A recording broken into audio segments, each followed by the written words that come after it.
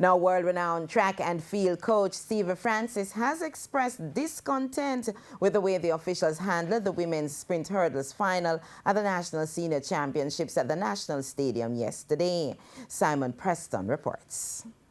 The controversy surrounded the women's 100-meter hurdles final, in which 2015 world champion Danielle Williams was disqualified for a false start. According to the competition rule 162.6 of the IAAF, when an IAAF-certified start information system is in operation, the evidence of the equipment shall be used as a resource by the relevant officials to assist in making a correct decision.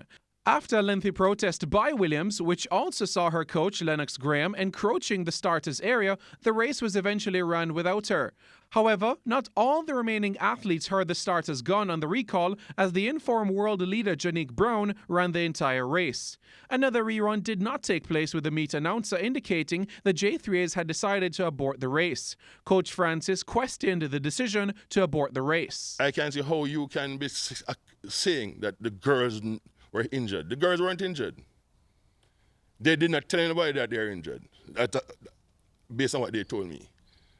Right? And even when they were told that the race was being cancelled, they insisted that they want to run. I mean, people have prepared for one whole year for this event to try and make the team.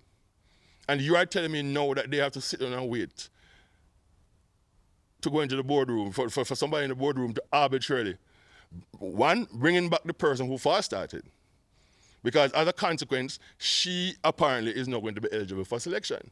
Up to sports time, the J3As did not reveal the outcome of their 3 p.m. meeting to discuss the verdict of how the selection will be made for 3 Jamaican sprint hurdlers for the World Championships in Qatar.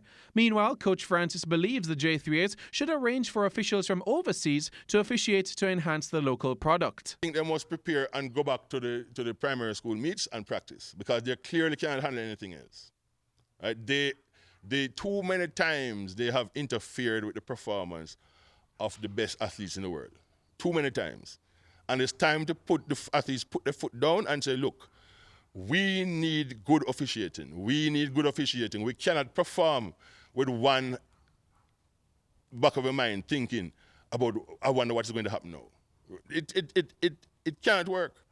And Dr. Blake has to take the stand and say, look, next season for the Olympic trials, we are going overseas to get people who can handle it, because clearly, you people have proven that you can't. Williams' coach, Lennox Graham, was unavailable for comment up to sports time as he travelled back to South Carolina in the United States, where his training camp is based.